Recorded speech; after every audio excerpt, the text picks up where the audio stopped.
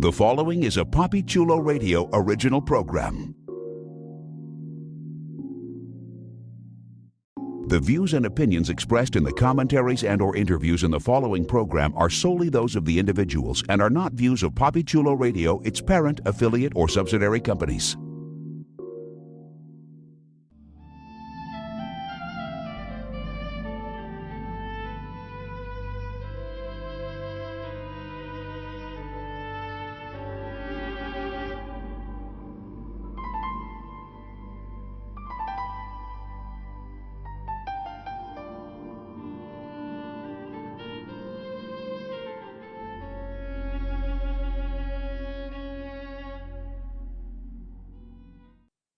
Welcome to The Waking Dream, a PapiChuloRadio.com original series.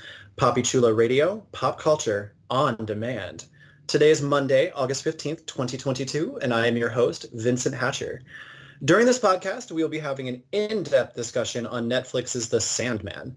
Please welcome my co-hosts, Priscilla Obregon. Hey, everybody.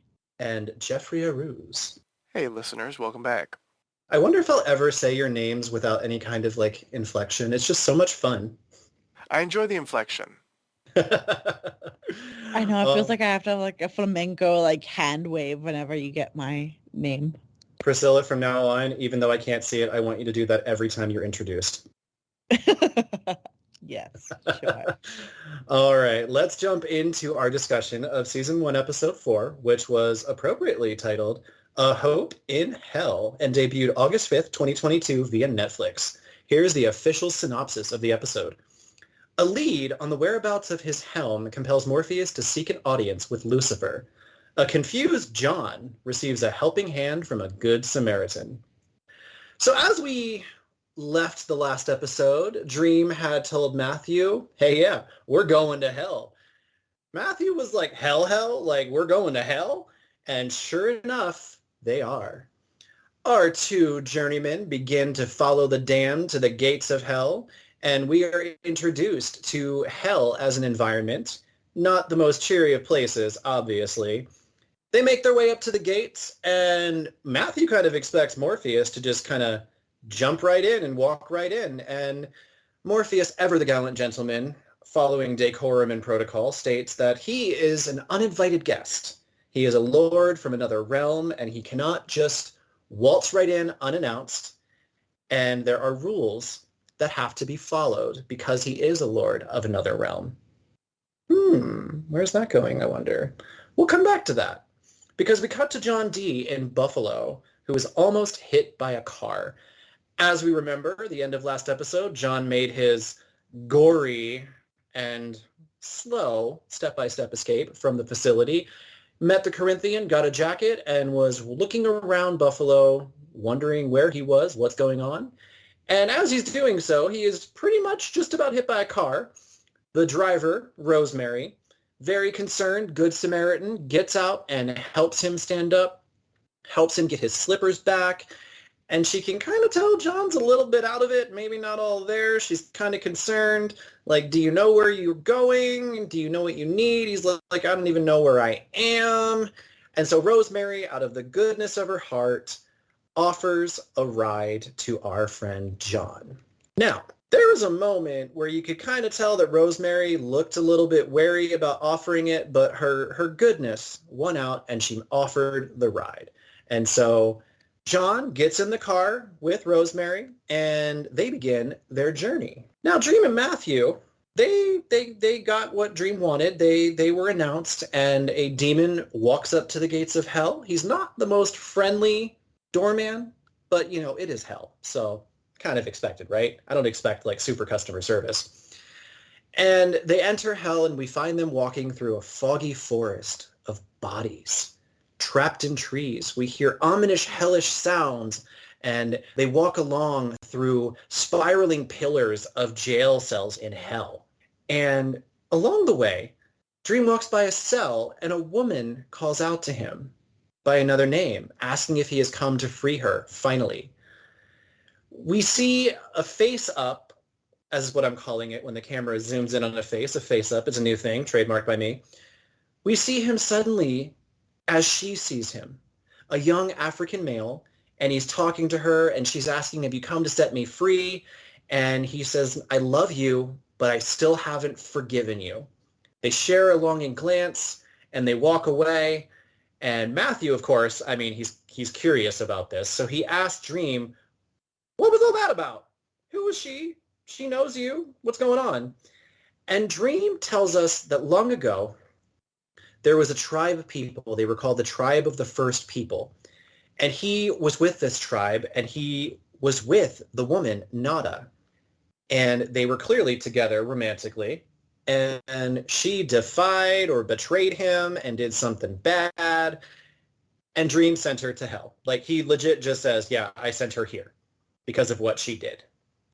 And Matthew's like, okay, cool. So, you know, your girlfriend kind of pissed you off, did something, and you send her to hell, and she's been here for thousands of years. All right, cool. And they continue their journey through hell. We get a little bit more awesome hellish imagery as they approach the castle and all that fun stuff. And clearly, it's a very ominous castle, as would befit Lucifer Morningstar. And as they get there, they get inside, and we get to meet Lucifer Morningstar, the fallen angel, the king of hell, and clad in white, looking like an angel that just stepped out of heaven. And let's stop there, because I would love to hear the thoughts about Lucifer, the journey through hell to get there, and what we thought of hell and everything therein, as well as the beginning of the ride with Rosemary. Jeff, talk to me. What do you think and feel? All right, first of all, Rosemary, you in danger, girl. Like, that's the first thing that I thought in my mind. I was like, you seem like a nice lady, but you do not want to be involved in any of this. Nothing good happens in the middle of the night when it's raining. I'm just saying. So there was that. The second thing that I wanted to say is the interpretation of Dream in different cultures was fascinating to watch, because I wasn't sure if we were going to see that. And so the fact that we saw it was beautiful, and how they represented it was really well done. Like, I wanted more. Like, I wanted to know, what did she do? Why is she in hell? She's been in hell for 1,000 years? What the hell? Bitter, petty, bitch party of one? What the hell are you, Dream? Like, that, I was just like, what? Just spectacular, though, but really sad for her because she's in hell. But this little plot point, in my opinion, was incredible foreshadowing for later on in the episode. So props to them for including this, because I think one of the reasons for including this, outside of the fact that we got to see Dream interpreted in different cultures, was sort of like the payoff later on in the episode.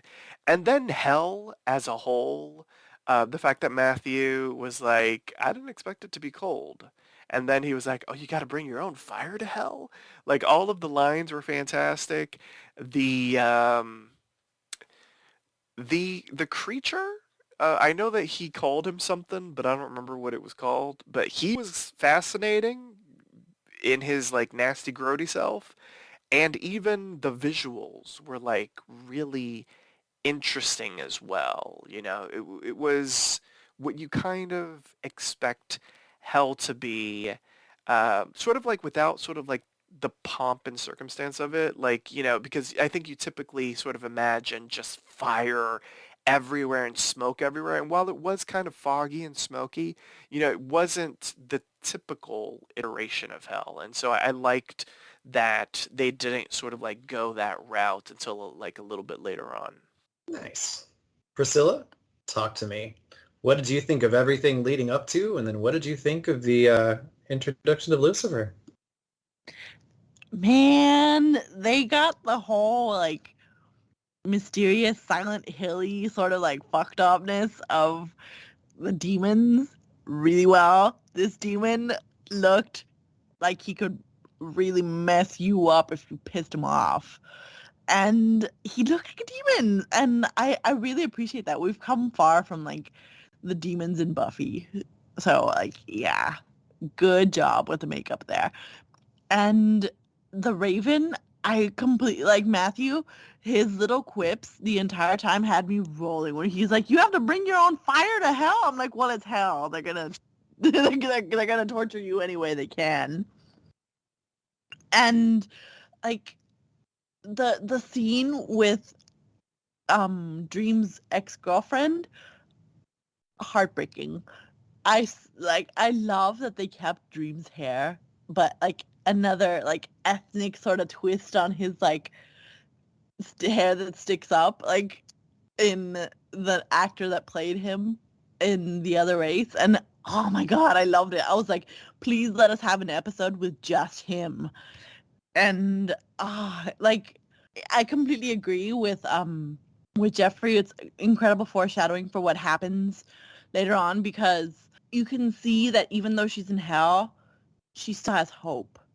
And he uses that later on. So like it's wonderful to see that. And I think Matthew has finally like gained the trust of Dream and allowed himself to like, not allowed himself, but like Dream has allowed him to accompany him, and like they're becoming friends.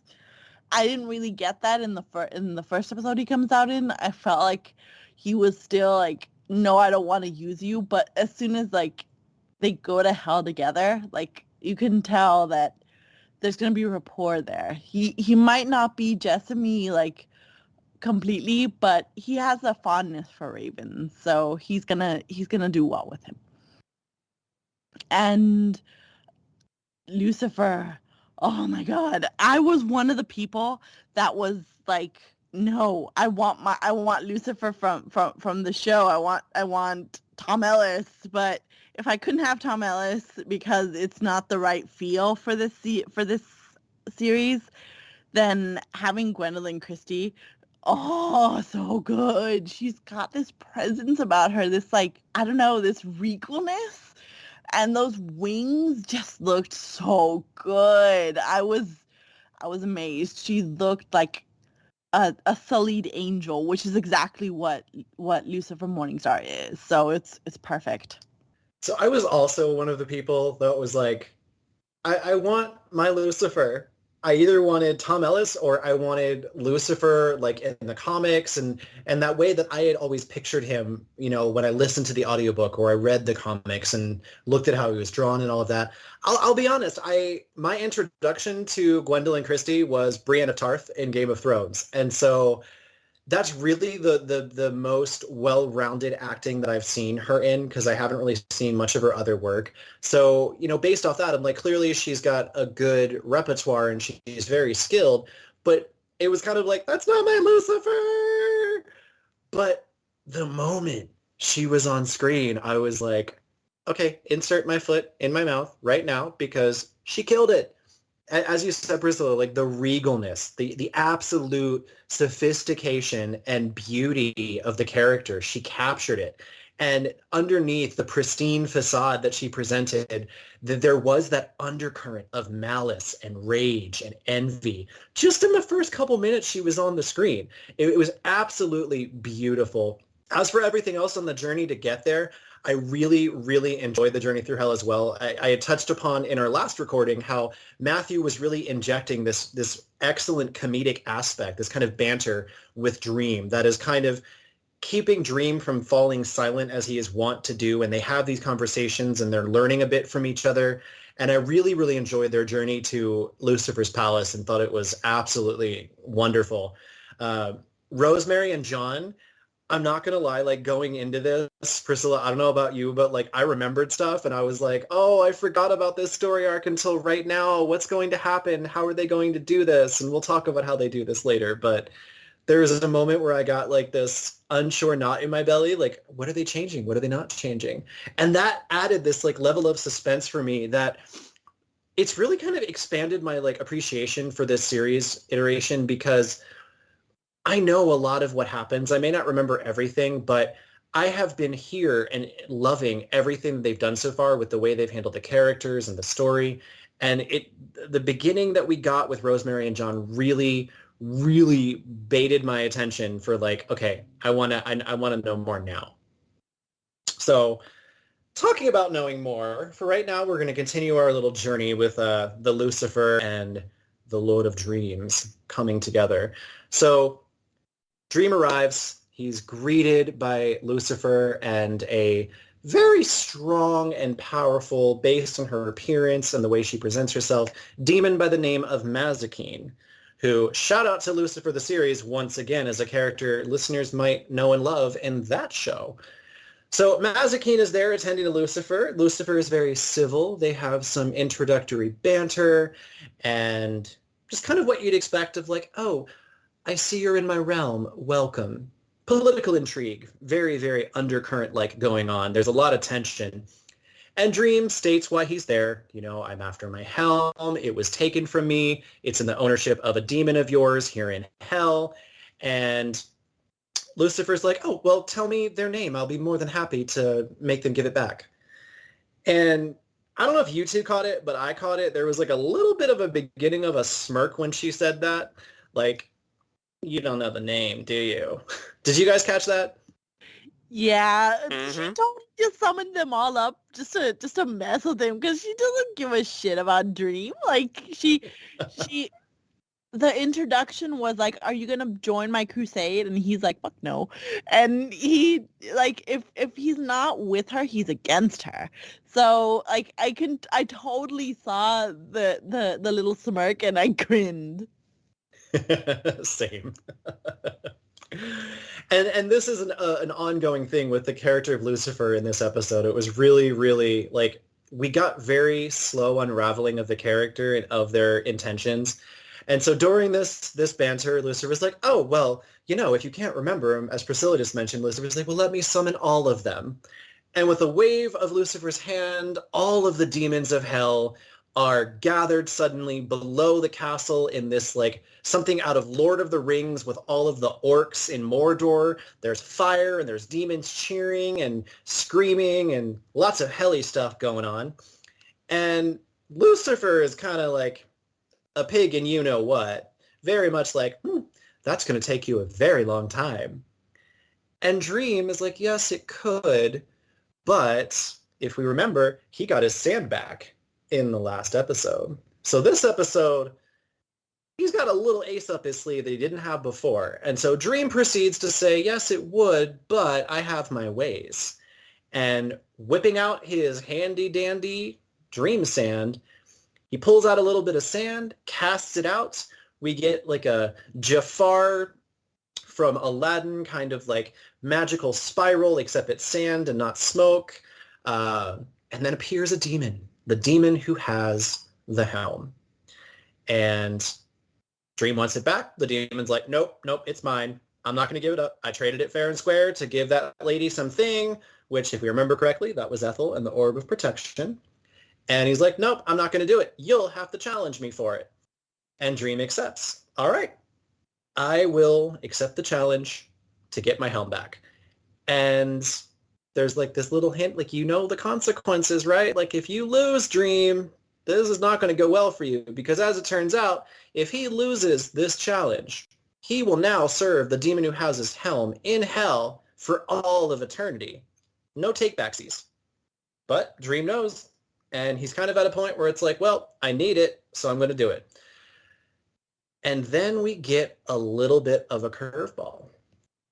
Lucifer asks Dream, who will fight for you? A callback to older times when duels would take place and it wasn't always the person who was offended or the person that was being challenged that would take place. You could sometimes pick someone to stand in for you. And that procedure happens in hell. But Dream is like, nope, you know what? I will face the challenge myself. I will fight the challenge. I will do it. And there's kind of like a knowing glance as Lucifer looks over at the other demon and says, and who will you choose to represent you in battle? The demon takes one look at Dream and back over at Lucifer and says, my lord, I would choose you to represent me. And thus, we have the setup for a bout between Lucifer and the Lord of Dreams. What did we think about this? before we get into the challenge and what took place, I'm just going to open it up to either of you who want to say what happened and where it's going. Like, how did you guys feel about this little development? I'll let Jeffrey go first. I mean, it was good. Just watching these two, well, are they gods? Endlesses, whatever, powerful people sort of going toe-to-toe. Lucifer clearly thinking that they have they're one step or like 10 steps ahead of Dream was fantastic. I love the way Gwendolyn Christie was playing it. Yeah, it was just really interesting to watch Lucifer's reactions and machinations and all that kind of stuff. So, yeah, it was fascinating. And I guess that's all that I can say because I really want to jump into the fight. But I'll leave it there. Priscilla? That little smirk before that we talked about, this was Lucifer's life when the demon is like, I would choose you to represent me, my lord. I was like, you knew it was gonna come down to this, you little bitch. I love it. It's so good. And Dream stands on his own as an endless. Like, before we saw him super weak without any sand, almost helpless to bring back his realm. But with the sand, he could at least summon a demon in hell. And I hate to say this, but like, what power does he have in hell when it's not even his realm anymore and he only has a sand? Obviously, he's like, an endless is very powerful since he could do that. So I like the fact that Dream is getting some agency now, that he's not just a pushover, some little twink that's just scared. No, he's a badass, and I like that. I love that you called him a twink. That was great. Oh god, I was so enthralled by this build-up, and when I was setting up for this episode, I was like, I like dragging it out between when we have our little talkings, but like this moment specifically was like, there was so much tension building up in just a couple of minutes before they got to the challenge. And like you said, Priscilla, the smirk and just the way that Lucifer held themselves, and then just the subtle transition that we get as the plan unfurls and we're like, oh god, Dream's fucked. Possibly. Is he? Like, I was guessing, and I was like, I know how this is supposed to go, and clearly he's the hero, but what kind of fresh hell in hell is he going to have to go through? And so I was so excited to watch this happen, and we are about to get into that fight that we are all so eager to discuss, because the combatants have been decided.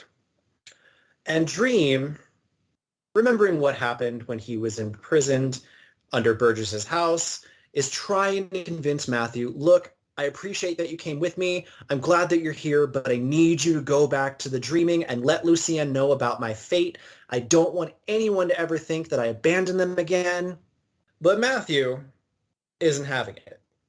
He's there for a reason. Lucienne sent him to be there with Dream, and he wants to be there to support Dream and be there for him. So Matthew stops listening to it about going back and flies on up to a top seat view of what is about to happen as Lucifer walks over and just kind of like laissez-faire, like, oh, did I interrupt a pre-bout powwow? And a little cute little exchange. And then Dream is like, no, we were just having a conversation. I'm ready. And thus begins the oldest game. Lucifer and Dream face off, mind you, after a costume change for both of them. Lucifer now in pure black, no longer in white. Dream is in a little bit more of a regal black garment, very princely, very endless, very godly. And they're simply standing across from each other. And Lucifer starts the game by saying, I am a dire wolf, and describes what a dire wolf does. It hunts, it bites, it chases. And in describing the things the dire wolf can do, these things happen to Dream. And thus begins a back and forth. There's snakes, there's dire wolves, there's bacteria or disease. It is an ever-escalating game of one-upping the previous person's turn. And we get to a point where they both have some wins, and it's very tense. And we get to a level where Dream says, I am the universe. I don't know about you, but I found myself wondering, where can you go after the universe? Because that's kind of like everything, right? But Lucifer, being the trickster, being the plotter, being the incredibly intelligent being that they are, plays their trump card. I am anti-life. The end and darkness of everything. I end it all. And our boy Dream kind of gets hit pretty hard. Because that's a lot to one up. And he's clearly taking it hard as he starts to fall to the ground. And he almost looks like Rachel did last episode. He's gray. He's very pallid. He's weak. He collapses to the ground as Lucifer looks down with that no longer a subtle smirk, but a full-on smirk, watching what they believe to be their victory. But Matthew, once again, he's not having this. He's not down with what's going down. So Matthew flies down next to Dream and starts giving him a pep talk. You're the Lord of Dreams. You're endless. You're powerful. And this talk gets through to Dream, who struggles to speak. I am. And he's really struggling hard. The pep talk was great, but he is weak and he is losing. But then he gets out that third word. I am hope. And this takes Lucifer aback. Lucifer is like, wait, what? What? Oh crap. And Dream wins the oldest game by talking about hope and the power of the future and the power of dreaming about future through hope. And this wins the game because hope has this power that even in darkness, even in hell, there is hope. And Lucifer's trump card turns out to not be as big of a trump card as it was.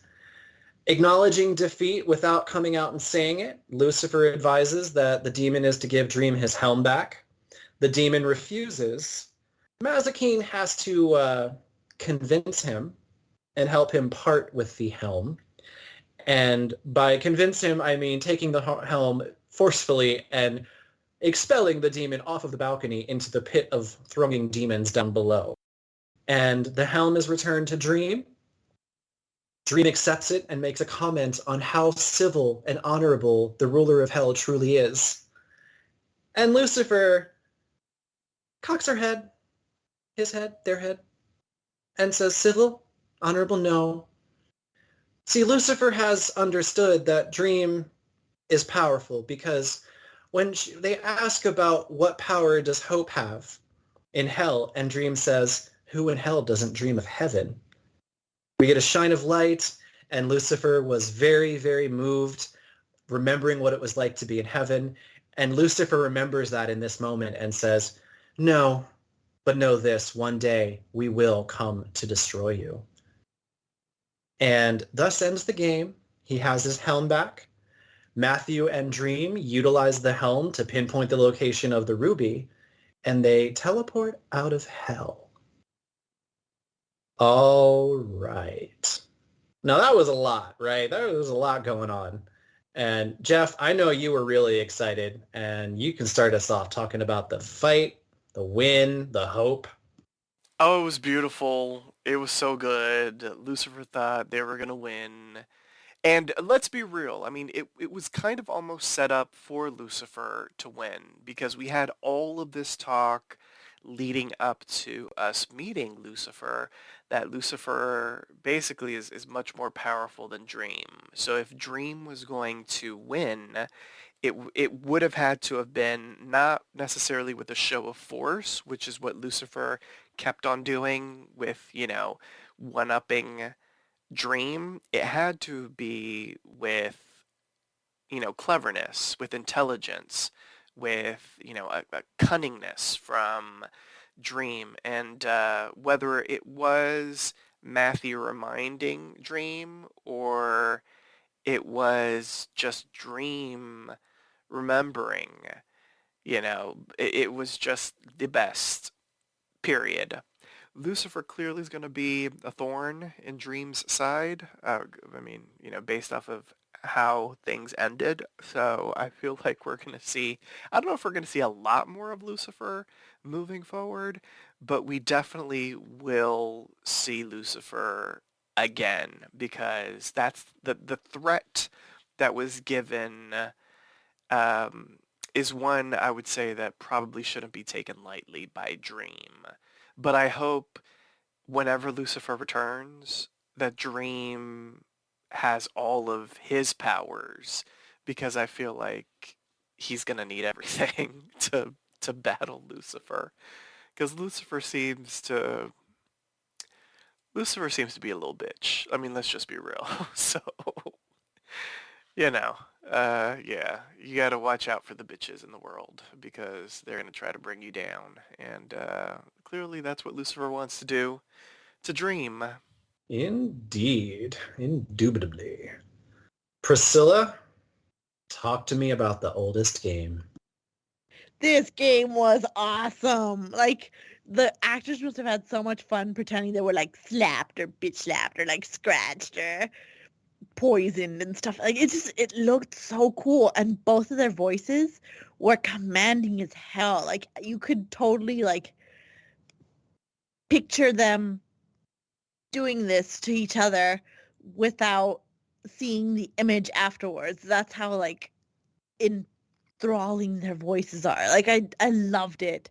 And when Lucifer said the anti-life, I was right there with you. I was like, how are you gonna beat that Dream? Because that's the end of everything. That's it. You won.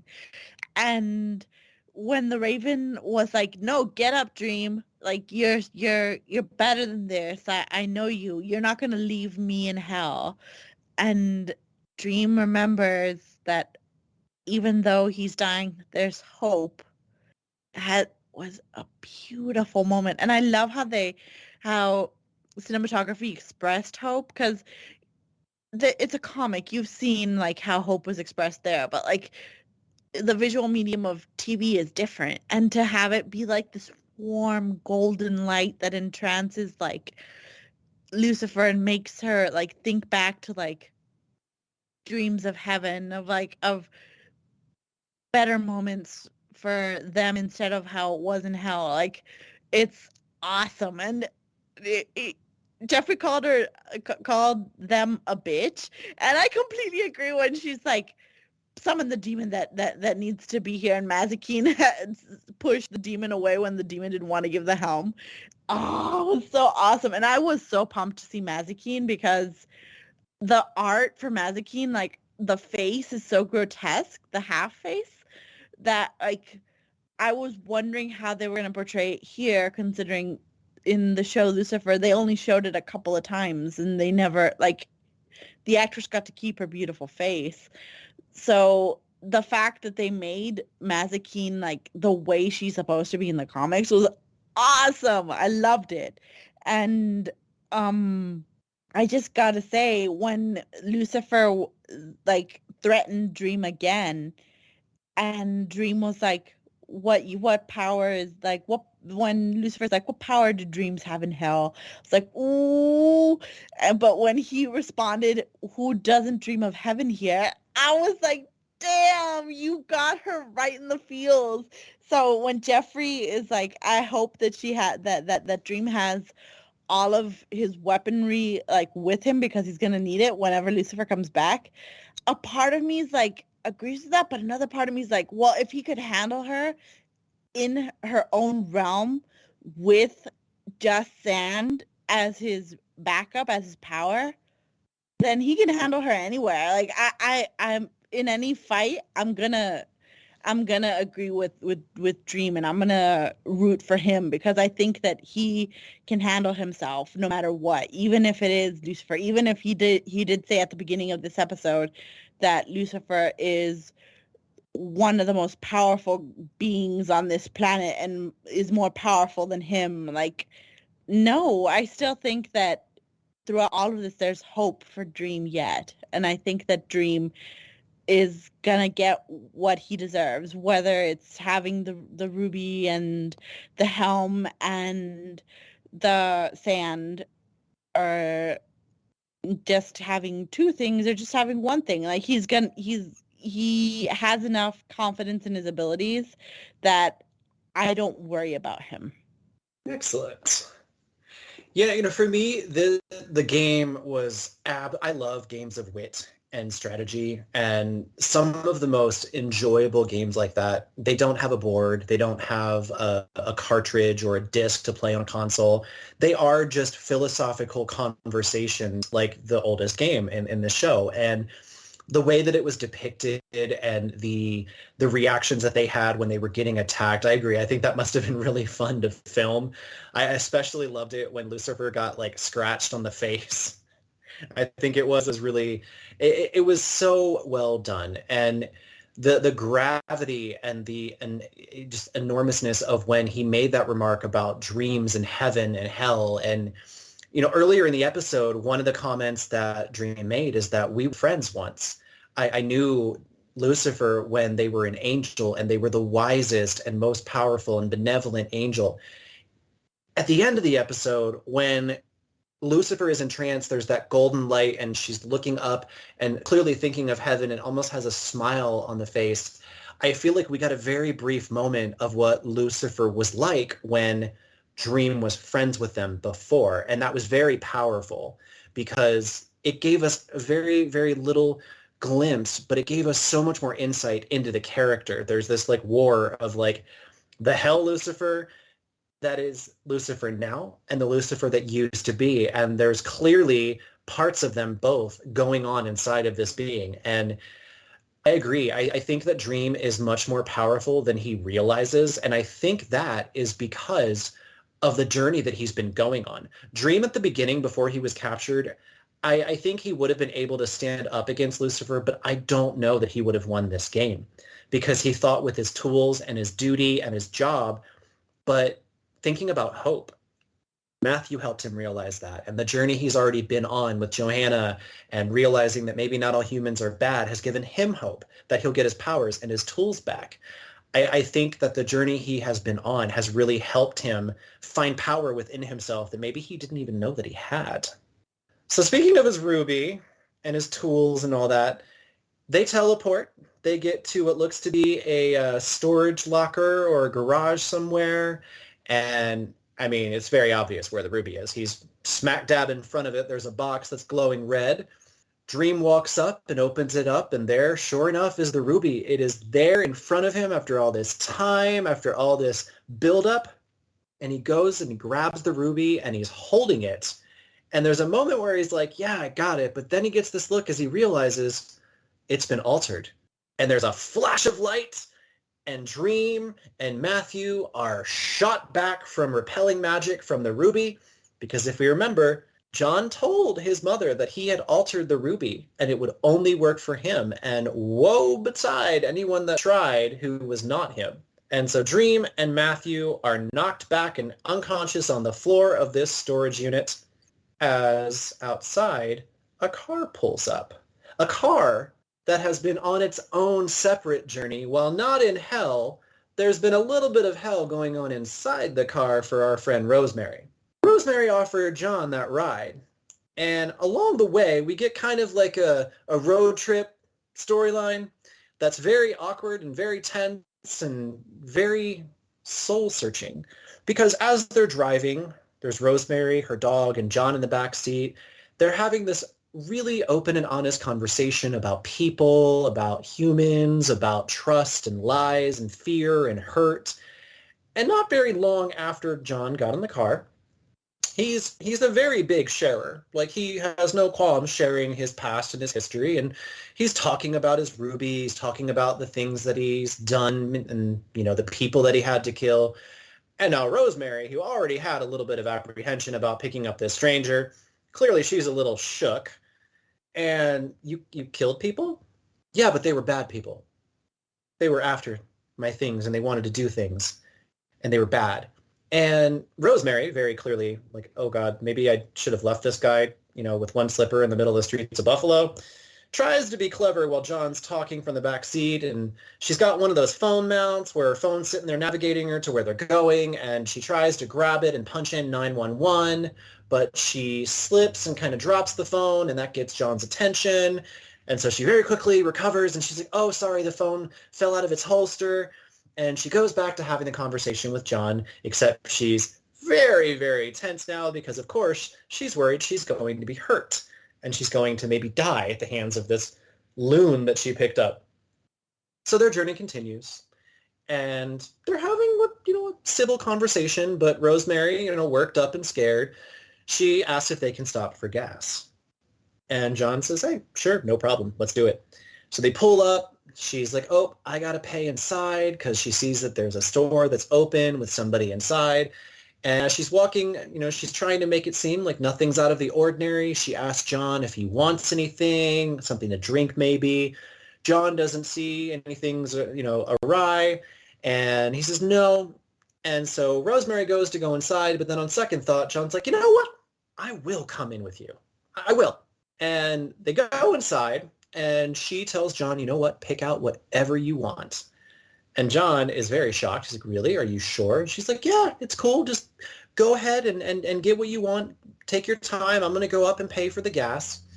And Rosemary thus begins something that if you've ever seen a kidnapping movie where she walks up and she's trying to like subconsciously get the guy behind the register to help her. She's like, I need you to call 911 for me. The guy's so busy drawing. He's like, wait, what? And she says it a couple times. And she tells him, like, this guy, he's with me, he killed people, I need you to call 911. And the gas station clerk proceeds to call 911, rather audibly talking about what's going on, about how there's this man and this woman in the store, and the man's got the woman captive. And so, of course, John hears and walks up, grabs Rosemary by the arm. We got to go. The guy behind the counter pulls a gun, and clearly we've seen this before. John's like, nope, you don't want to do that. You don't want to shoot me. Trust me. I know you don't want to. And pan outside the station. We don't get to see the unraveling happen this time, but there's a gunshot and guts on the wall. And John and Rosemary walk outside. Rosemary's clearly shaken, clearly upset because she just watched a guy explode behind a gas station counter, and her little ray of hope for escaping is gone. Priscilla, does your hope for her escape go away too? Oh my God, this is the most tense exchange ever. Like, when you were saying in the last episode that you always thought John had like this like sort of like malevolent like twist to him that you didn't like him, this is it. This is like entirely like him being like, oh no, I killed people just because they got in my way, but they were bad people because they got in my way. I'm like, do you hear yourself rationalizing this, you crazy bitch? What's wrong with you? And that lady was like, oh my God, I regret picking you up. You could totally see in her face, she's like, my daughters are not going to have a mother anymore after I'm done with this guy. He's going to kill me. And it was so tense. Even when she got to the store and was like, I'm going to go inside. And I was like, yes, she's going to be free. She's going to call the cops, and at the very least, she's going to be able to go home while everybody else around her dies. And no, it works out that way, sort of, but not in the way you expect, with him being like, no, I'm going to follow you because I don't know what I'm going to want to drink. I need to look at my options. I was like, damn, stop being nice to this guy. He's just taking advantage of your goodness. And I felt so bad for the guy at the gas station, because it wasn't his fault. He was just doing exactly what he was supposed to do. He wasn't going to let this poor innocent woman be taken away by some murderer. So when it came down to it and he used the gun, like, I didn't feel bad, but I felt bad that he died because he didn't deserve that. He was just being a good guy too. Yeah. He was trying to be nice. Maybe he should have stuck with drawing. Jeff, what about you? Oh, good grief. I think Priscilla captured the mood of this storyline perfectly. It was tense. It was uncomfortable because I had no idea what that man was going to do to poor Rosemary. Like, I was worried for her, but he seemed so nice. Like, he seems like the type of person where if you don't piss him off, you know, it's all gravy, baby. And so I was like, please don't do anything to agitate this man because he is talking to you all lovely about him being a murderer and being in jail for 30 years and how, you know, he doesn't like people to lie to him and all this kind of stuff. Please don't lie to him. Please be nice, smile, offer him some Lay's potato chips and a 7 Up. He's a psycho. Right? Like just, offer him something nice and you'll survive because I did not want her to die. Like she just seemed like a nice woman even though he kept on asking questions like do you lie to your children? And she was like, "Oh shit." I mean, I think all parents lie. Little white lies, like nothing really big. But then she was like, "Oh no, my husband was the liar." I was like, "Okay, good. Like you won points with him on that one." I was like, "Oh God, lady, just please don't do anything suspicious. Don't be suspicious. Don't be suspicious." And then she had to tell the damn clerk, and then he had to be all fucking loud about it. So I knew it wasn't going to end well for him, but I was very worried for her. As was I. I really, really enjoyed their conversation in the car. The lying to your children. Why do people lie? And, Rosemary talking about why she thinks that people lie out of fear and her kind of giving John a new perspective on why people lie. Because he, was like, oh, it's just because they're selfish. And when she presented the idea of like, no, people lie because they're afraid. Maybe they're afraid of getting hurt. And it really kind of gave him a realization. But Priscilla, I do agree with you. This was malevolence. I think if this was Dungeons and Dragons, this version of John Dee would be like a lawful evil. He's not chaotic like he is in the comics. He's like, if you don't fuck with me, I'm not going to fuck with you unless you get in my way. As Jeff said, it's gravy, baby, unless you piss me off, and then you're the gravy. So we got a little bit of a shot inside John's mind as far as like, he's in control more than he appeared last episode. He's not just haphazardly stumbling around. He's aware of his surroundings and he's aware of potential dangers and he reacts to them as he sees fit. Scorched earth if he has to. And so Rosemary makes it. She survives the gas station encounter, but she's very shook. She's very upset. She asks John, "Are you going to hurt me?" Very candidly and very bravely. And John kind of looks at her and says, "That depends. Are you still taking me to my Ruby?" And Rosemary nods enthusiastically, "Yes, yes. Then no, I don't think I'll have a reason to hurt you." And they resume their trip. And at the end of this trip, they get to a parking lot. And there's a garage, a couple garages around them. It's clearly some kind of storage area. And John just, kind of thanks her and gets out of the car and goes inside. And he gets his Ruby. Now, if we remember, we just mentioned that Dream and Matthew were knocked unconscious by the Ruby, but John does not seem to know, or if he does, he doesn't show it because he only has eyes for his Ruby. He walks up, he picks up his Ruby and triumphantly walks out and then is very surprised to find Rosemary sitting in the car waiting for him. He walks up and knocks on the window very nonchalantly and Rosemary very timidly rolls down the window and he asks her why she's still there and she says, "Against my better judgment and not wanting to ask, can I give you a lift somewhere else?" And John is very surprised. And he asks her if she means that she really wants him to get in the car. And Rosemary is very honest and doesn't lie. And she says, "I want to go home." And we see the emotion, the fear. She's showing it to him. She's being honest. And before he lets her go, John decides to give her Ethel's Orb of Protection, telling her that she will never be hurt and never have to lie to avoid being hurt or scared ever again.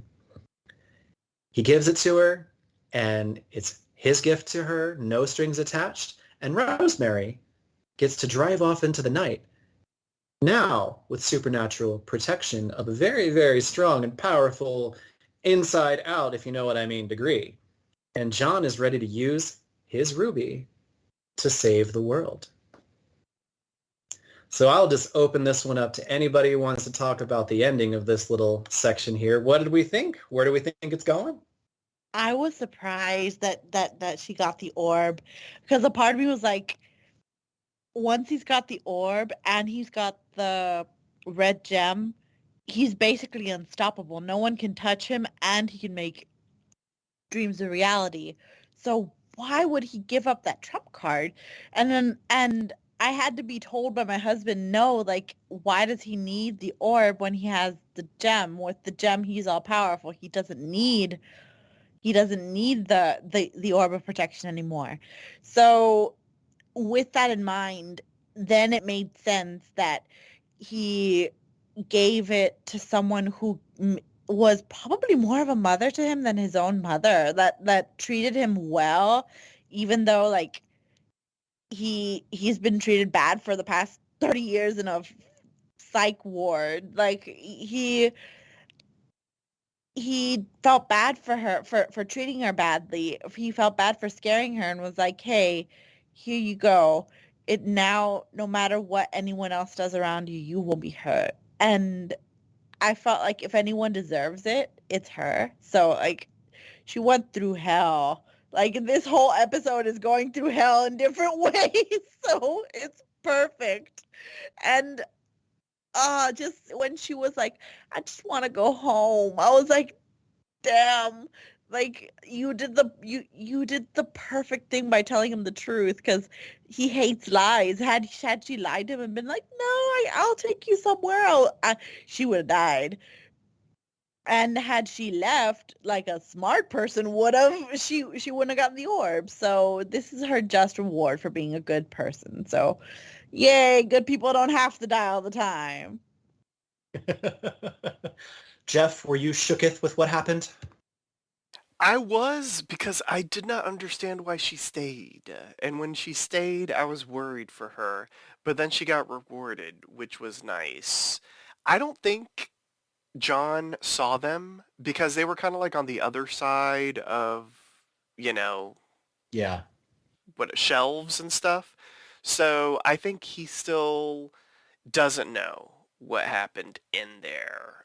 My whole thing is, I mean, clearly, well, I'm assuming that at some point before the end of the season, he's going to get his Ruby back. So my whole thing is, if it's been altered, how can you alter it? Because, this belongs to a godlike person.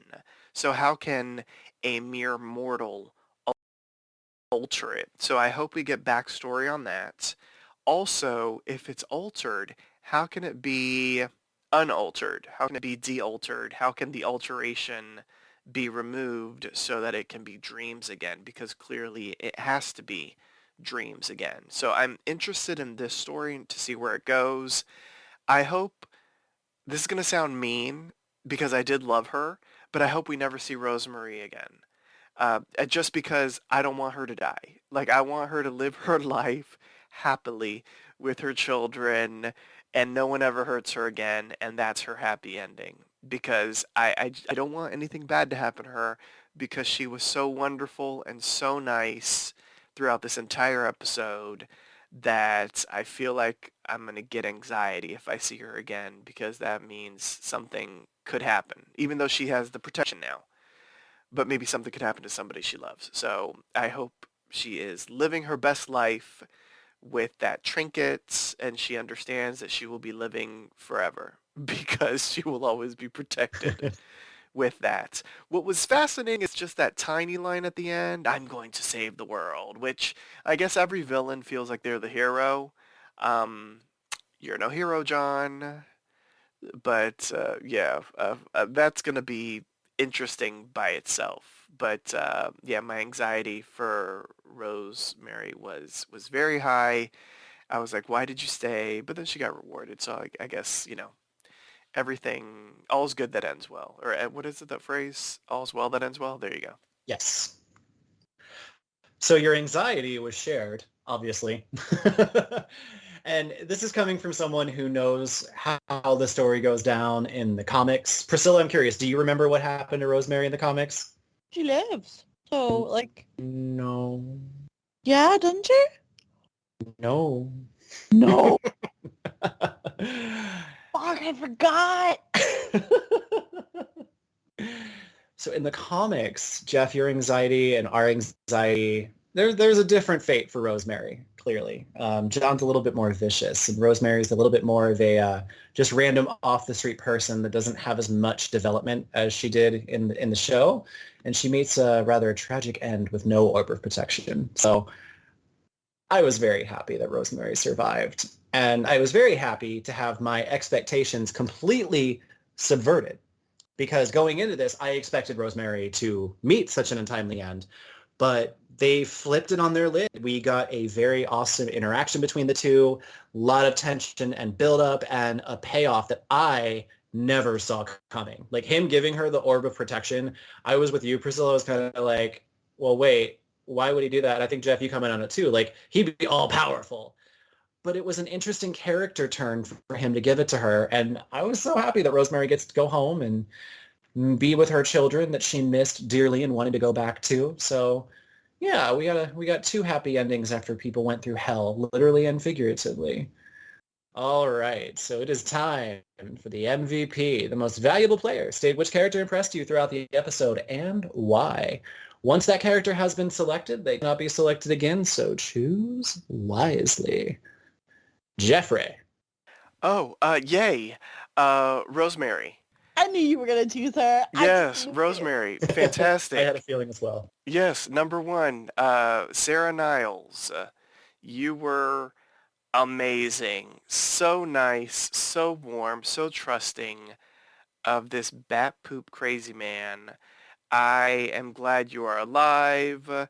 You tried to do some shenanigans. I'm glad it did not bite you in the tuchus. You ended up getting an orb of protection for yourself that now can be passed on to your family and that sort of thing. But yes, from beginning to end, she was just wonderful and such a really great scene partner for John. And as you said, Vinny, because I didn't mention this when I talked about her, that conversation about lies and why people lie. John was so hell-bent on his opinion. She gave a different perspective. And if anything changes John throughout his run, throughout the rest of this season, it could have been, or it could be, I should say, this conversation. I don't know. We're watching this 2 episodes at a time, but this could potentially be a big moment for him. You know, it is sometimes like the little moments with just random strangers that can affect your life. And maybe that conversation will come back into his mind later on as he's doing something that we will perceive as villainous. Ooh, predictions and fortune telling. I love it. Priscilla, who's your MVP? Oh, I was hoping you would go first because I could choose the leftover because I've got 2 in my head that I can't choose between. Oh, do you want me to go before you? Is that what you're saying? Yes, please. Oh, that's so benevolent and gracious of you. I could never. Okay, it's Lucifer. I said it earlier, and I'll say it again. I came into this version of the Sandman before episode 1 trying to keep my options in my mind open, and I knew about castings that were iconoclastic with the traditions set forth by the comics. And every episode I have been continually and exponentially wowed by the portrayals that I've been presented with. And Lucifer, I never would have expected this from Gwendolyn Christie. I thought that I would have at least had like, this is going to go down in the annals of history. I'm just going to say, I thought I would have something negative. I thought there would be something because of how picky I am about my characters that I love, but there wasn't. There was absolutely nothing about Lucifer that was off kilter or out of character with the way that I perceived it. In fact, it improved upon my perception of the character in the series.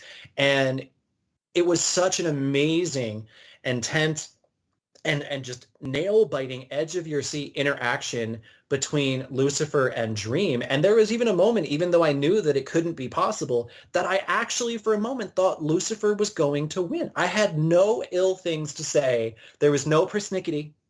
So Lucifer blew me away and gets my MVP. Priscilla, I hope that helped. Yes, it did, because I was between Lucifer and Dream. And since you picked Lucifer, I'll pick Dream. I thought that Dream was very, like, regal and powerful in the way that he hasn't been before these past couple of episodes. He's just been, like, weak and helpless.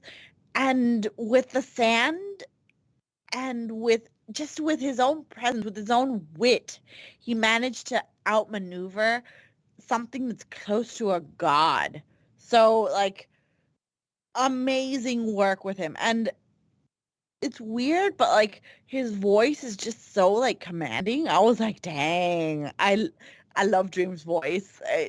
I could have watched this show blindfolded, and I would have been like, that's Dream, and he's, like, commanding the stage, and he's totally gonna win. Like, I had faith in Dream. So, yeah, Dream for sure. I feel like I could even enjoy if Tom Sturridge read in the Sandman voice the entire, like, encyclopedia A to Z. That would be nice. Right?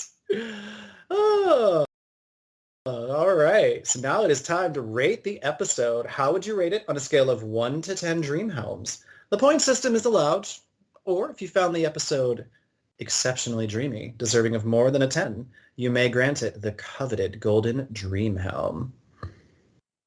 Priscilla? I'm gonna give it a 10 just because, like, even though you were fine with Lucifer, like, a part of me was still hoping for that, for the person that he is in the Lucifer comics, and I didn't get that. Like, I got, like, an ethereal angel that's been, like, besmirched by, like, hell and is now, like, angry at the world. It's a different iteration. It's a different thing for the TV series, but I was expecting something more along the lines of, like, the traditional Lucifer comics. So with that in mind, even though it was a great iteration, like, it wasn't enough for me. So I'm going to give it a 10. Alrighty, 10 right out the gate. Jeffrey, where are we going? I'm feeling exceptionally dreamy. Priscilla and I are doing the Ariana Grande. We're switching positions because I'm giving it a golden dream helm. I loved this episode. It was fantastic from beginning to end for me. Like, a shout out to all of the MVPs that were selected because they were all fantastic.